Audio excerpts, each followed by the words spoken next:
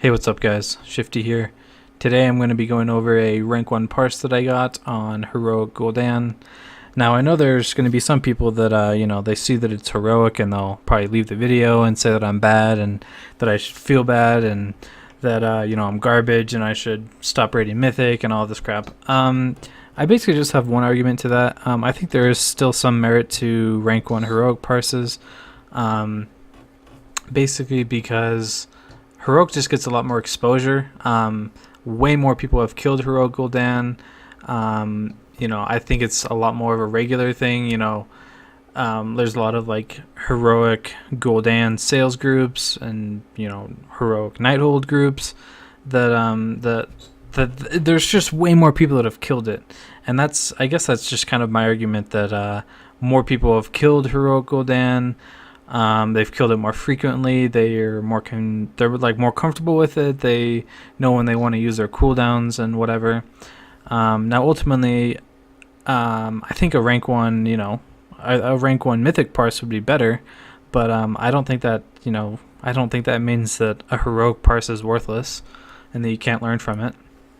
And my main goal of making this video is not to just stroke my EP or whatever, but it's because I want to explain how I did it. I want to explain what I did, and it's mostly because I did something different. It's not just because I got more RNG, I got more crits than the guy below me.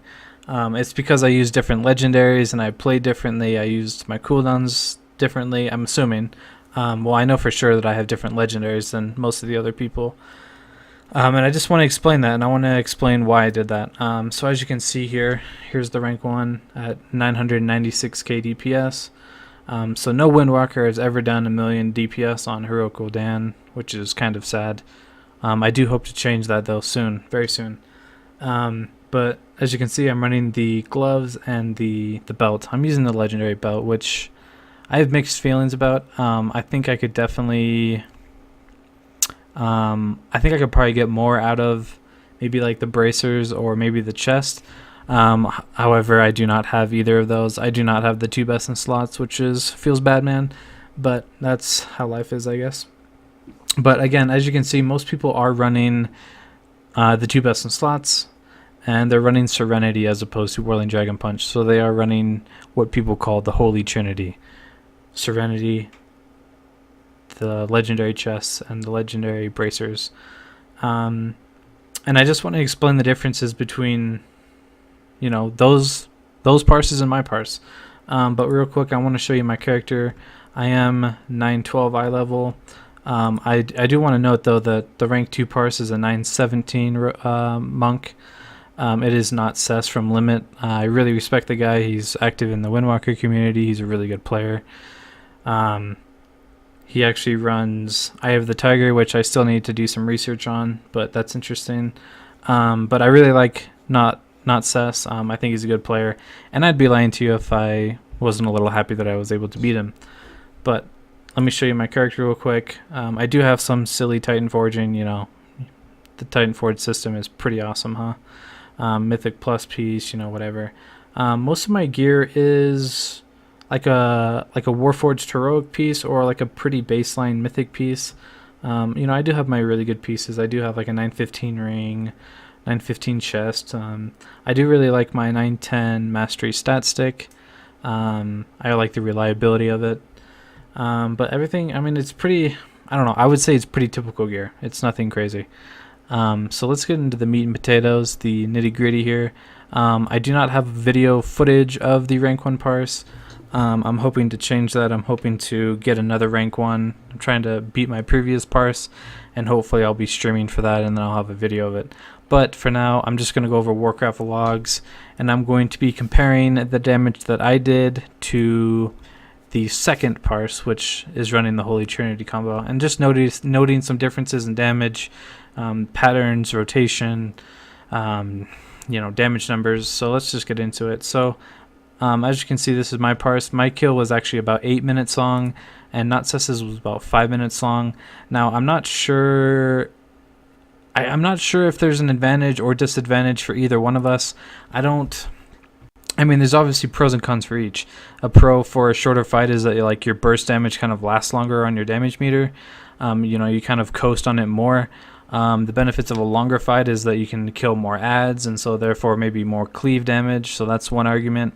I'm just kind of calling it even. I mean, I wouldn't even know how to go about trying to determine a DPS difference that is allotted for one of us because it's unfair.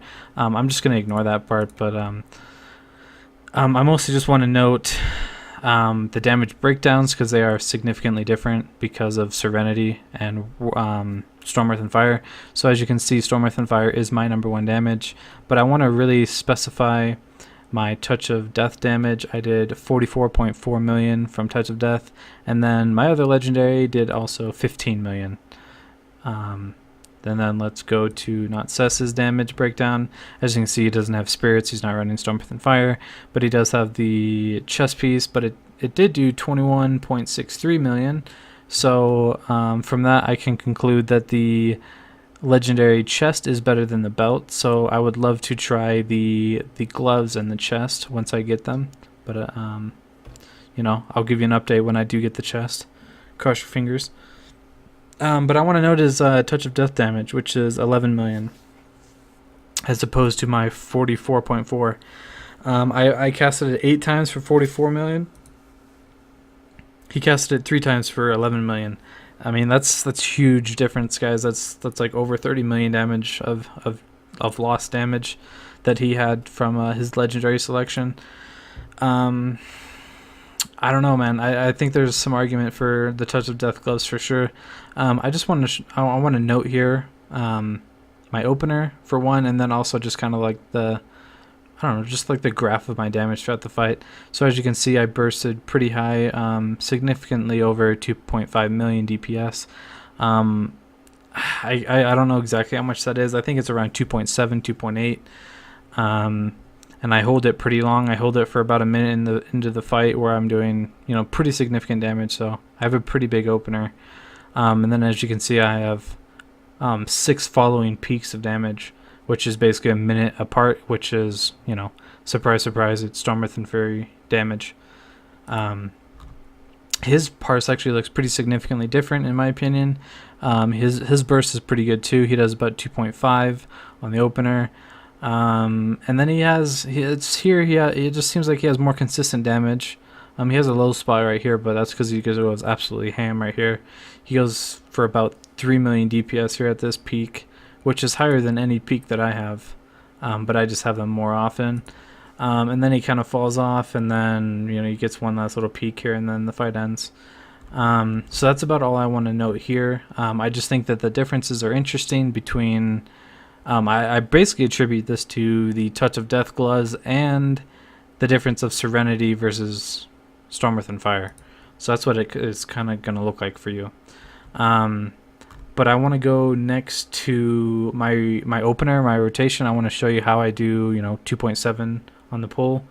Because I think it's really important that, doing this right here really set me up for success throughout the rest of the fight. Now, obviously, you still have to play good for the rest of the fight. You still need to have these good peaks of damage. But your opener is really going to set you up, and so I'm going to show you how I did that. I know you could probably do this yourself if you really wanted to, but I'm just going to go over my cast and explain why I did it. So as you can see here, I just want to note one thing. I think it's interesting that the rest of the melee mostly just pop their cooldowns right off the bat, like 1 second into the fight there. Your Fury Warriors, your Demon Hunters, your Rogues, your BM Hunters, I know BM's not melee, but whatever.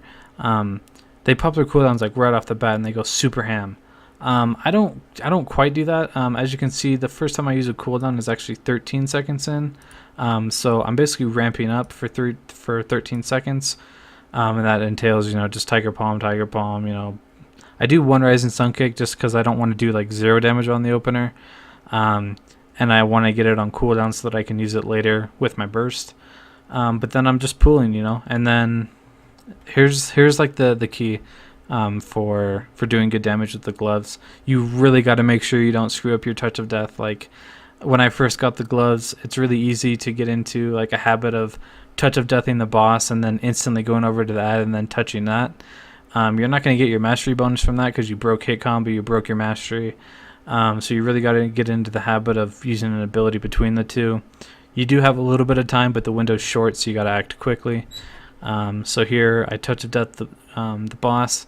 I get a little preemptive here. I go Storm Earth and Fire, Rising Sun Kick on Gul'dan, and then at this point I touch of Karma the boss because there's the Fell Beam that comes out, so I'm getting more damage from that. But again, then I use my Tiger Palm, and then I touch of death the ad that comes out, and then you just do your basic rotation, right? You do your, this is the Karazhan trinket or Karazhan ring active.